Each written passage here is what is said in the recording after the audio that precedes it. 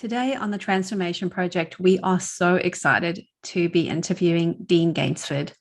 Dean is an experienced naturopath with a background in herbal medicine, homeopathic medicine, kinesiology, nutritional medicine, and wellness coaching.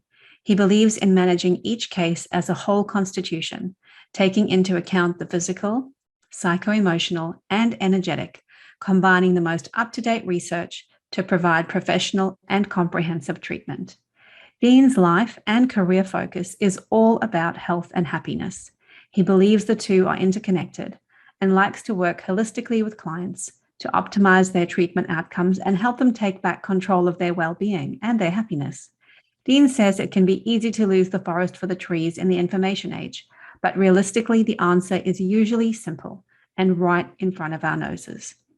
He is intrigued by nature and its grasp on biochemistry, which fuels his desire to understand the answers which lie behind each condition. Dean has worked with people of all age groups and all stages of illness. With his passion for functional medicine, Dean specializes in the treatment of anxiety, A.D.D, A.D.H.D, depression, menstrual irregularities, and thyroid disease.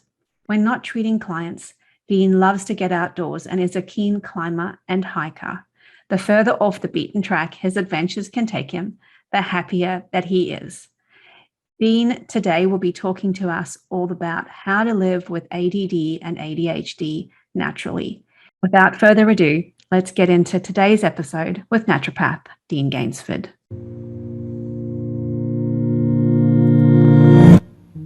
Hello and welcome to the Transformation Project, a podcast and community for women who are looking to transform into the best version of themselves, no matter where they're at.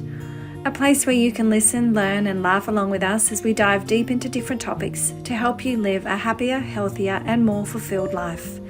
Remember, we are all learning here together, and therefore the content and opinions of the hosts and our guests should not be taken as medical advice. Please consult your healthcare professional for any medical questions.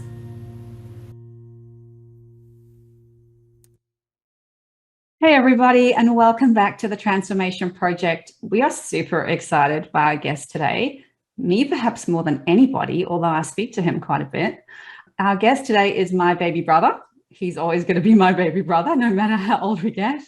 But he is also an incredible naturopath, very experienced and very talented in his field. He's my naturopath of choice, and I think whether he was my brother or not, he certainly would be, and he's helped us out of some really tough times in the past. And so we're super excited to have my brother, Dean Gainsford, on our show today. Welcome, Dean. Thank you. Happy to be here.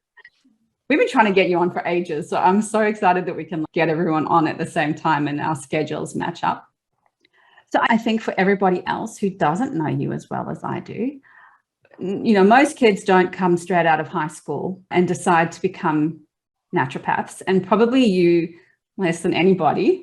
And so I would love for you to share a little bit about your background and your story and how you got into naturopathy and the current interest that you have in natural health and well-being. Okay, sure. So my journey with naturopathy came mainly from a bit of a health crisis that I had in my early 20s. And that health crisis was a consequence of the way I was living throughout my teenage years and the unhealthy choices that I made that brought me to that health crisis. And so at 22, I realized I was really sick, had been for years, was smoking, was drinking, but also just had no idea how to look after myself properly, had no idea about diet, no idea about proper lifestyle choices, had really stopped caring about making progress or getting better. And I was just on a downhill spiral. But I just got to a breaking point and realized that if I didn't change everything in my life, it was just going to get worse and worse. And my health was just deteriorating really quickly. So I turned to my doctor. And in fact, I had a few doctors that I had been seeing, and they basically didn't have any answers for me whatsoever. They were hesitant to do any testing for me because I was a young male adult.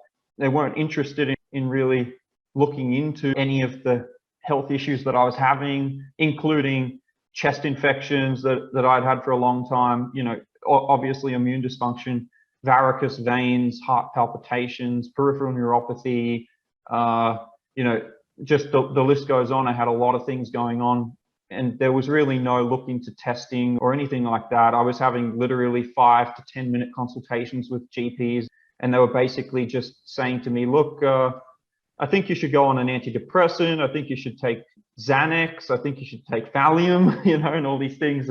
And at the time I laughed because I had actually, for years prior, I was going to GPs for that particular reason, to get Valium, to get Xanax, just because I was in a state of escape, And so at the end of the day, I just realized that they had no answers for me. And I felt at a bit of a loss. I didn't really know what I was going to do. I didn't really have any guidance. My family at that point weren't into nutrition. They weren't into any natural medicine or anything like that. I just had no guidance in that area whatsoever. But my mum actually said to me, have you ever looked at studying natural medicine?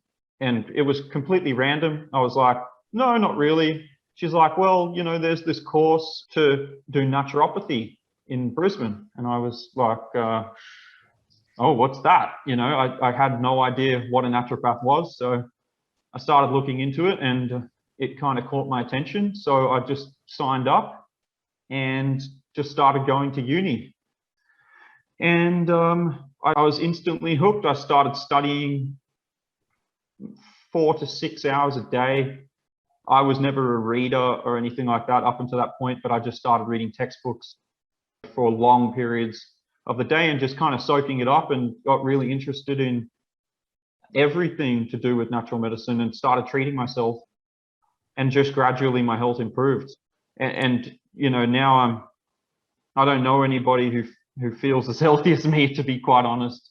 So yeah, I mean, it's just changed my life, and now I'm able to help others through clinical practice. So yeah, I think it's amazing. And you helped me as well so much, and our family, because obviously we went through our own health crisis too. And I think from the outside, watching you go through that process was quite astounding for us, because as a youngster, you struggled with ADHD.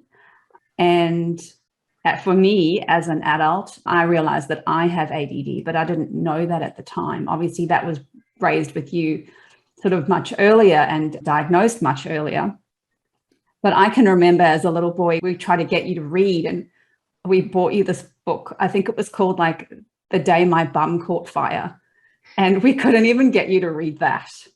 And then just to see the way that you came out of your darkness, it almost felt like, and just got absolutely obsessed in a similar way that I have. When you see a different way and you see how suddenly it helps you, it just opens up all these doors that you never knew were there.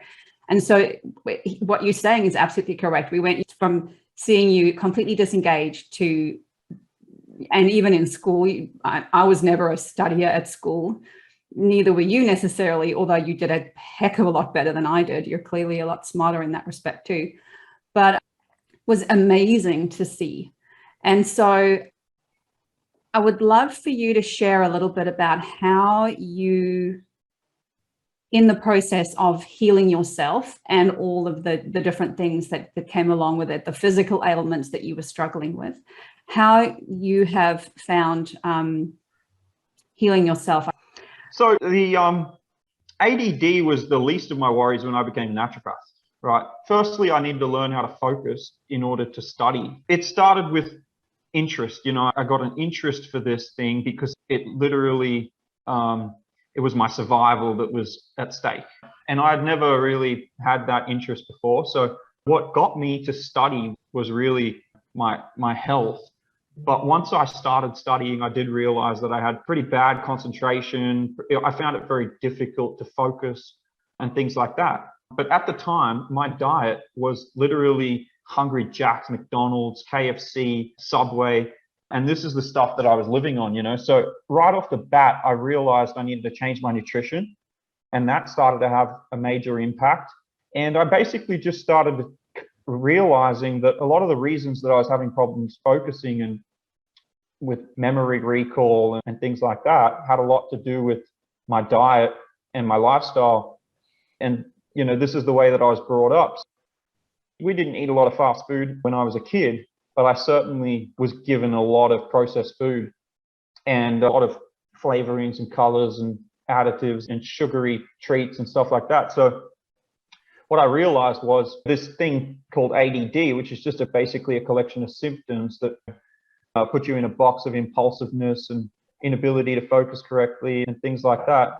For me, a lot of that stuff vanished as soon as I started taking care of my diet, my lifestyle, and realized that I needed to focus. When I was a kid, I was basically in a stress state on a constant basis because I was always in trouble and I had no hope.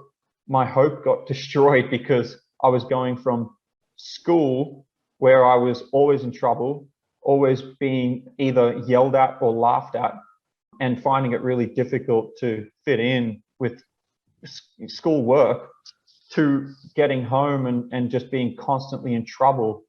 And I felt completely trapped. So I think my hope kind of for getting better and things like that kind of disappeared at a young age. But that changed when I started studying naturopathy. And that was a big thing as well. So I think a lot of the things that I realized early on is that there are a lot of strategies that you can use to reduce the symptoms of ADD dramatically, just involving simple dietary changes, parenting strategies, cognitive behavioral therapy, and bringing things like that into just parenting. I think you can definitely change the way a child's in a reactive pattern and not able to focus at all. I actually really liked some of this, well, a lot of what you said there, Dean, and I feel, because I've got 4 kids who are varying from 16 to 24, nearly 25, and between the 4 of them, they're all quite different. But what I did find is kind of similar to what you expressed there, was they didn't all fit in. I think societally, from a curriculum basis, and I'm kind of going off on a tangent here, but from a curriculum basis, our kids are expected to fit in a particular box. And that was the word that you used. We don't fit in the box. And if we don't fit in the box, then our kids get in trouble. And then that creates that stress and the worry and the anxiety around not being like everybody else. And I kind of agree around labeling our kids or labeling people in general with particular diagnosis, which kind of makes them feel comfortable because then they can follow a certain set of rules to make themselves feel better. But at the end of the day, if we come back to allowing the individual to be who they are, and stepping out of the way and just nurturing and supporting them, then potentially we can alleviate a lot of that. And I get clients that come to me all the time at the cognitive therapy clinic who are in varying stages of where you were when you were 22. And like my youngest client is 13, the oldest are in their 70s. And in that period, they come to me because they have digestive issues, and digestion, is central to everything. But there's a lot of connection between emotional and physical when it comes to digestive issues too. And if they don't see someone like you or find a path like you to be able to work out what's going on, they just get older and older and more, kind of tied up in knots, and it gets really complicated. So I love that your mum gave you this suggestion and out of the blue, and you've stepped into that space and now you're supporting other people. That's awesome.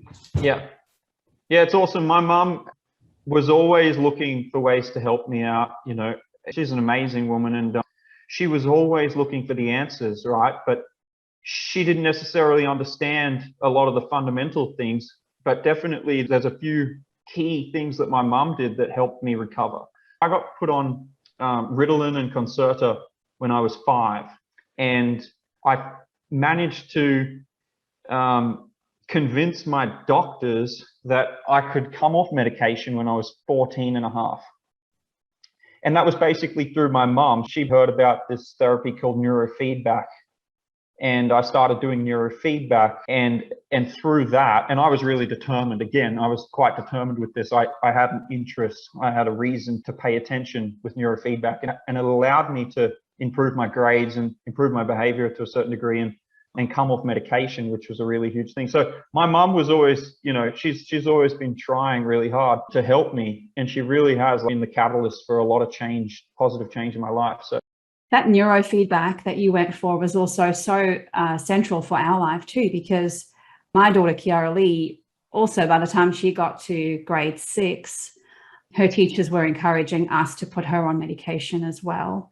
And obviously we'd seen Dean go through that and some of the side effects and stuff that came with that, and it was not something that we wanted to pursue for her. And so we ended up on Dean's recommendation going to the same neurofeedback place that he did.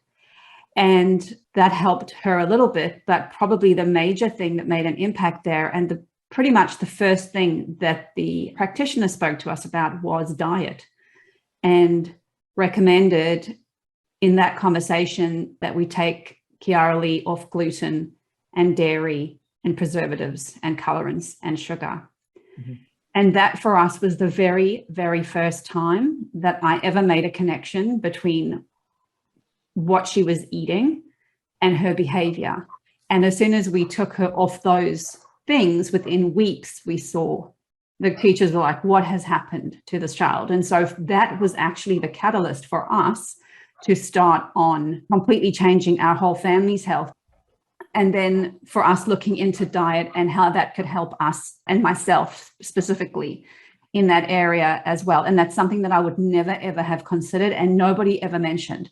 We knew that was like, you know, you don't want to give, don't give her sugar because she'll go into like, you know, crazy sugar shock, whatever. But I'd never thought about gluten or dairy, and that's often not mentioned at all. So that was a massive catalyst for us as well. People don't realize, when I was a kid, one of my favorite lollies was red gummy bears and red snakes. And often we become addicted to the things that are worse for us. So for instance, Allura Red, number 129, directly linked to hyperactivity.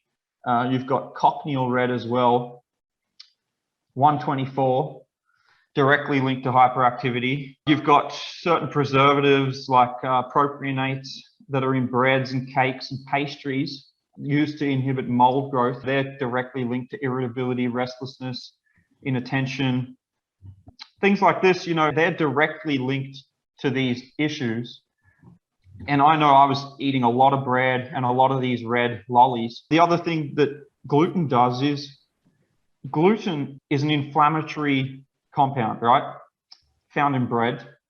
It can cause this thing we call leaky gut, which is basically a breakdown in the tight gap junctions in our guts through stimulation of this natural phenomenon our cells use to allow nutrients into our into these tight gap junctions. It's called zonulin. It basically, gluten can stimulate zonulin, which can increase the gaps between these tight gap junctions. Once you do that, you get this leaky gut, right? Then certain compounds from gluten and dairy can actually act like opiates in the brain. So gluten causes this opioid reactivity called gluten exorphin, and dairy causes this similar sort of opioid reaction with a compound called casmorphin, right? And they can actually disrupt neural signaling and cause addictions. So, you know, simple things like that, when you change that, and it can take some time for the gut to heal, but they can have a major impact on your ability to focus correctly. Huge, you know, just simple dietary changes can make huge impacts. And that's not even talking about high sugar and low protein diet, which is another thing. When I was a child, I would get up in the morning and have Cocoa Pops or Frosty Flakes or Wheat Bix with like a tablespoon of sugar with milk. You and me too, mate. Frosty Flakes. And so when you start the day like that, even as an adult, okay, I've got a lot of clients who, this is a big issue in our first consultation. This is something that we have to go over because people don't understand. When you start the day off like that, your blood sugar has no buffer.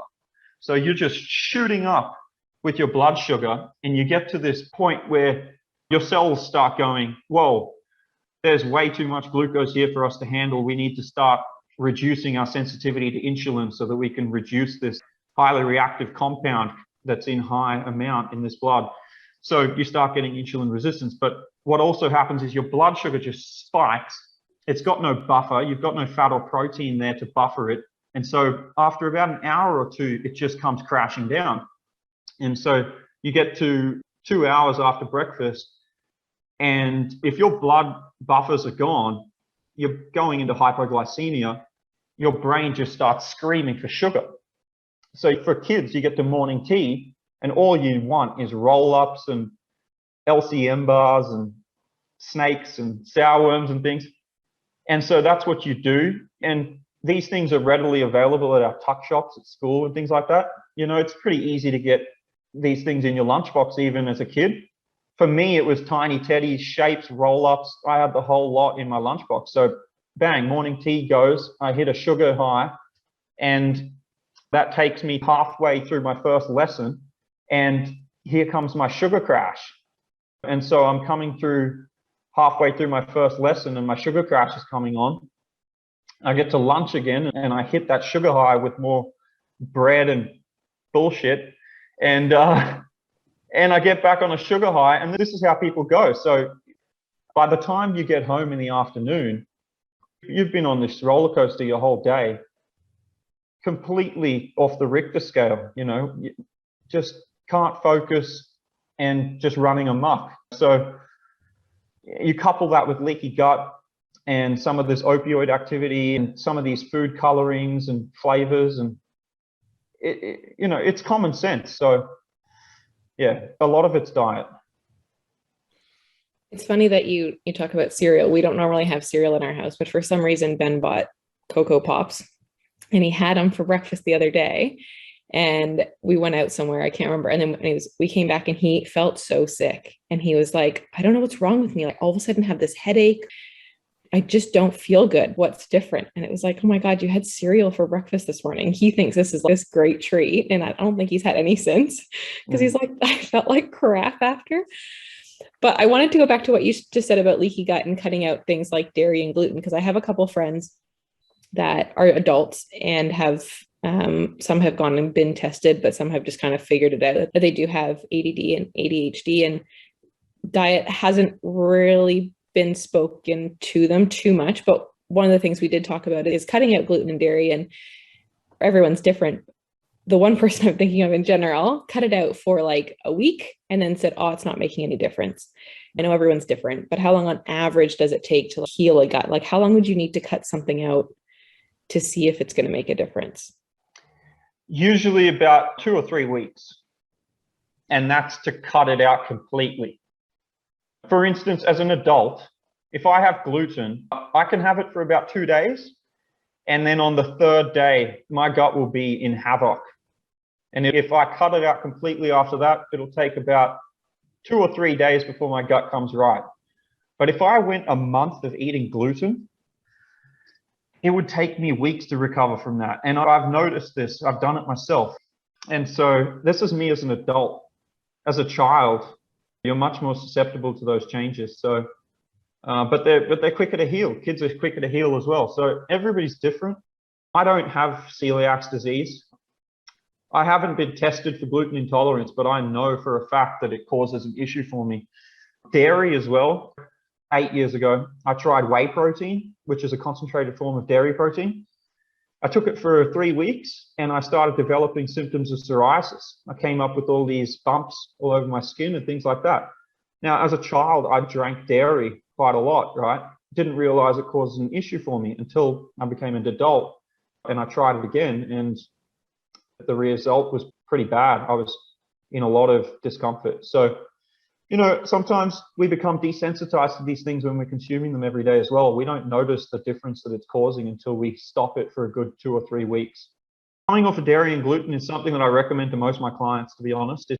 Most people have an issue with it. Australia seems to have a particularly bad hybrid strain of wheat that causes a lot of people issues, because I talk to a lot of Europeans who have eaten bread their whole life, have never had an issue, then come to Australia and find out that it's causing them a lot of digestive issues. They're starting to get eczema, starting to get a little bit of asthma and things like that. And then they end up realizing that it's related to the bread. So we have a particularly bad issue with our bread. That's so interesting that you say that, because when we moved to Australia, it was about 6 years ago, and Ben started developing, you guys say it different than me, eczema. I say eczema, sorry. So I had to think about that. So Ben started developing eczema on his fingers, mostly when it was sweaty.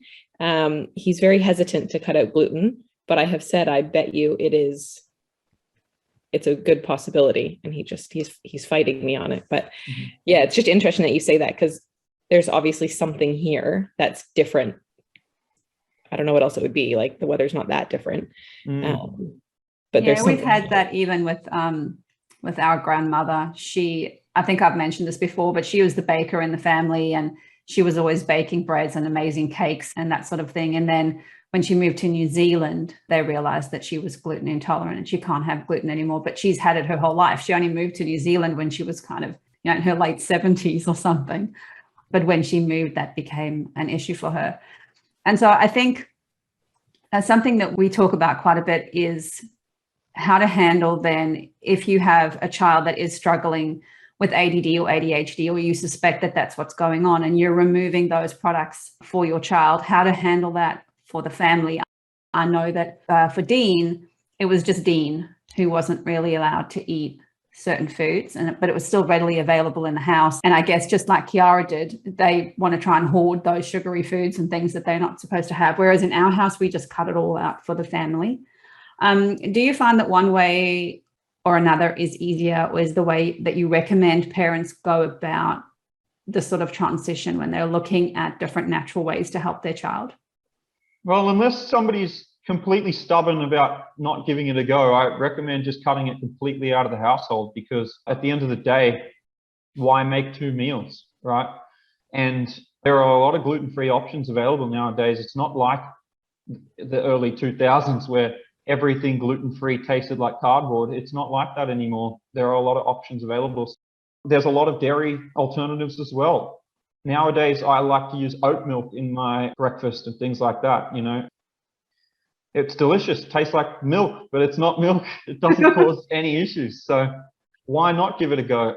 There's a lot of options available. So some people are quite stubborn about it. Some people also think that dairy is a great source of calcium. It's been proven that that's not the case. This is something that's been touted by the dairy industry for years. It's also said that bread's a great source of fiber. That's complete crap. It's totally refined. So a lot of these things are just messages sent by the industries that, have their best interests at heart. So at the end of the day, I think education's the first step, but secondly, it's just about giving it a go.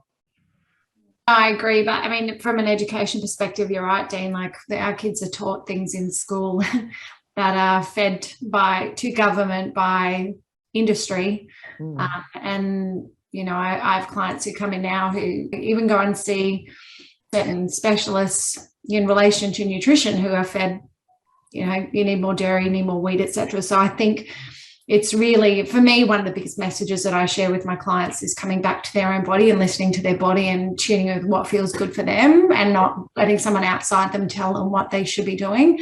And seek, if something doesn't feel right or seem right, ask somebody else. Another thing that's interesting about fortified foods like breads is that folic acid is added to them. And a lot of kids with ADD and ADHD actually have genetic polymorphisms like 5-MTHF, which make it very hard for the body to process these synthetic B vitamins. What happens is actually that it can trigger anxiety, panic attacks. It can disrupt focus and concentration and things like that. So that's something that I find in clinical practice. Some people really thrive on normal B vitamins. Some people need activated B vitamins. And this is a supplement that I would recommend for children with ADD and ADHD, is an activated B vitamin, right? But if you're having unactivated B vitamins and they're getting folic acid and they've got this 5-MTHF polymorphism, they can actually make symptoms worse. So processed foods can be fortified with these things, and it can actually seem like a good idea, but it might actually be part of the trigger. Do you have any other supplements that you would generally recommend that would help adults or children who have ADD or ADHD? Yeah, absolutely. So one of the things that's most important is just supporting methylation and the production of neurotransmitters. So methyl donors are a great option. trimethylglycine and N-acetylcysteine, they're quite effective at helping to support methylation. Again, consult with your naturopath or functional medicine practitioner, because they're not for everybody. It depends. Some people are over-methylators. So again, it gets kind of specific, but activated D vitamins is definitely something I'd recommend. Supporting neurotransmitter production is a great way to go about that, is to just take the precursors to some of these neurotransmitters. So if a person's in a stress state on a constant basis, they're constantly running off of adrenaline and cortisol, they're going to be depleting their catecholamine production, right?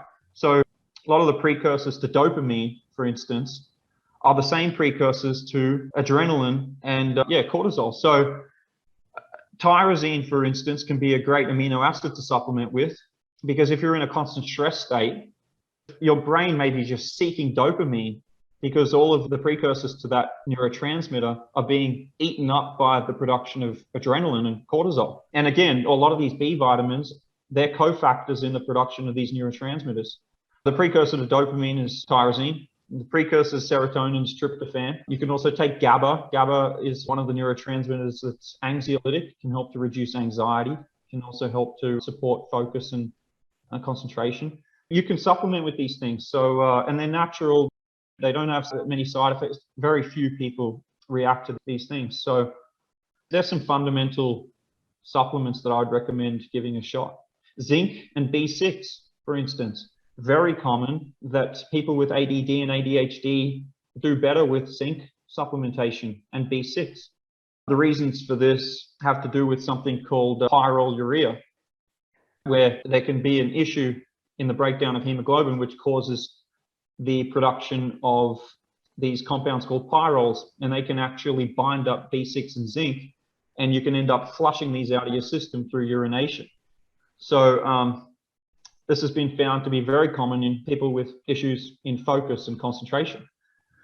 So yeah, again, it depends on the person. Everybody's different. And this is the thing, ADD and ADHD, it's just a collection of symptoms. The causes for those symptoms are varying. Not everybody's in the same box, which is why not everybody responds very well to some of these medications, Concerta, Ritalin, Adderall, things like that. So it's better to treat each person as an individual case rather than to put them in a box. I don't recommend everybody supplement with one thing. It really depends on what's going on with them. Heavy metal detoxification can be a huge thing for these kids as well. That's something that I definitely needed to pay attention to when I got on this journey to improve my health and my focus. I started using an activated zeolite, and that made a massive change for me. I noticed a big difference in that. When you become depleted in zinc and B6, your ability to detoxify from these heavy metals becomes reduced. So every day we walk outside on the main road, we're breathing in cadmium. Every time we drink a soft drink, we're taking in bromine.